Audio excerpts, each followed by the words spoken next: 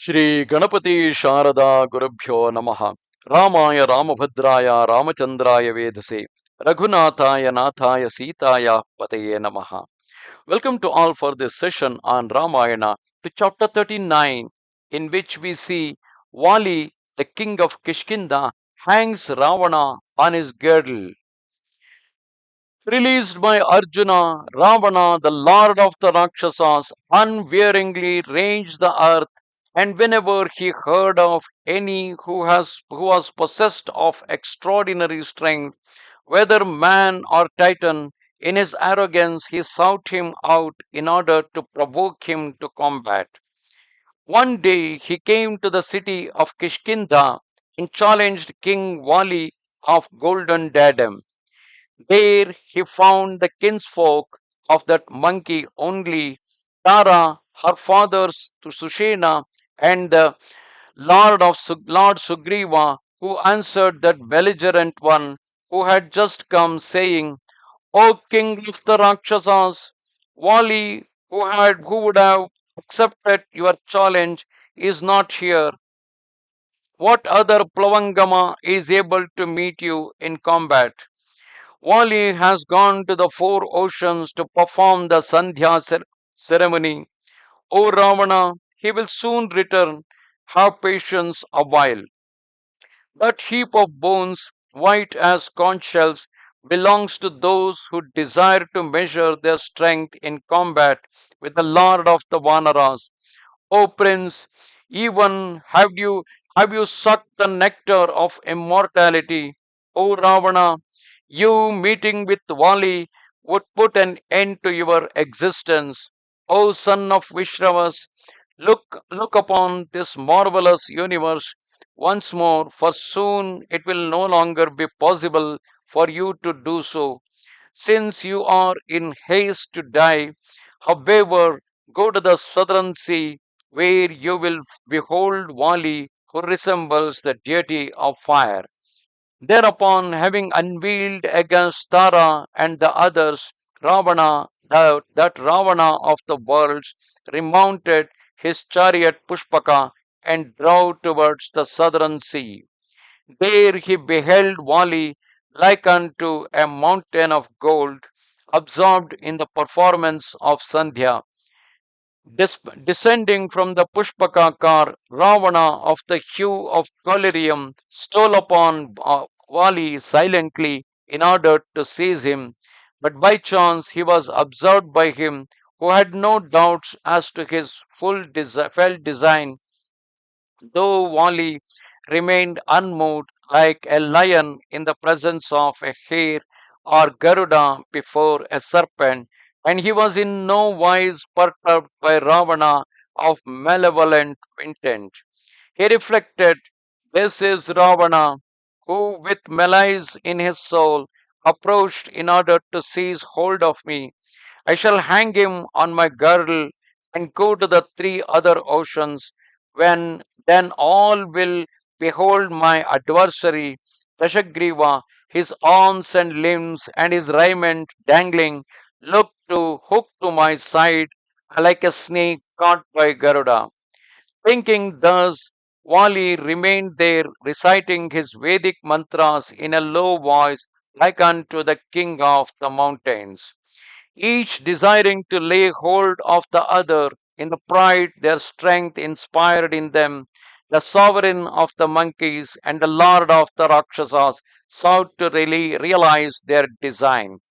Perceiving by the sound of his first footsteps that Ravana was able to place his hands upon him, Vali, though his back was turned, caught hold of the Titan as Garuda a serpent, and having seized the lord of the Rakshasas, hooked him to his girdle. Thereupon that monkey with one bound sprang into the air, and though lacerated and torn by his nails, Vali carried off Ravana as a tempest propels a cloud. Meantime, the ministers of Dashanana, whom he was bearing away, fell upon Vali, emitting loud cries in order to make him release him. Pursued by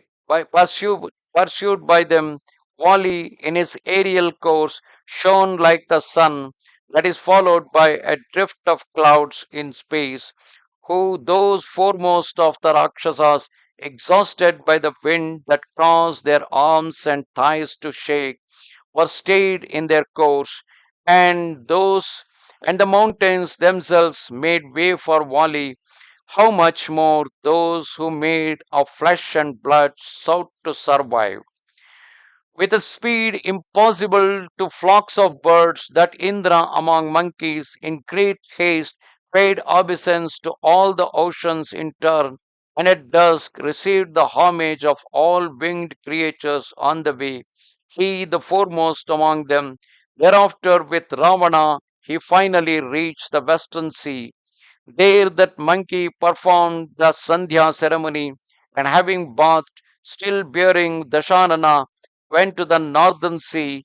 Thereafter that great monkey with his adversary traversed thousands of leagues, swift as the wind or thought. Having observed the Sandhya ceremony at the northern sea, Wali carrying Dashanana went to the eastern sea, where Vasavi, the lord of the monkeys, performed his evening devotions, and still bearing Ravana, he returned to Kishkindha. Having performed the Sandhya at the four devotions, that monkey, weary of supporting Ravana, halted in a wood near Kishkindha, and the king of the monkeys, unhooking Ravana from his girdle, with a mocking laugh said, "Where are you?" Greatly astonished, the king of the Rakshasas, whose eyes were half closed with fatigue, addressed the lord of the monkeys thus: O foremost of monkeys, O you who resemble Mahendra, I am the lord of the Rakshasas, Ravana, who came in the hope of entering into combat with you. And here I am, your captive. What strength, what energy, what inner power has enabled you to bind me thus without fatigue and with such speed, O valiant monkey? Assuredly, there are only three beings who could have acted thus: the mind, the wind, and Suparna. Having witnessed your power, O bull among monkeys, in the presence of fire, I wish to enter into an alliance of sincere and enduring friendship with you. Consorts, sons, city, kingdom, pleasures, raiment, and food will all be shared by us, O king, O foremost of the monkeys. Thereupon, lighting a fire, monkey and titan became brothers and embraced each other. Clasping hands, the monkey and the titan joyfully entered Kishkindha like unto two lions into a rocky cavern. Resembling another Sugriva, Ravana sojourned there for a month, and thereafter his ministers, desirous of overcoming the three worlds, led him away.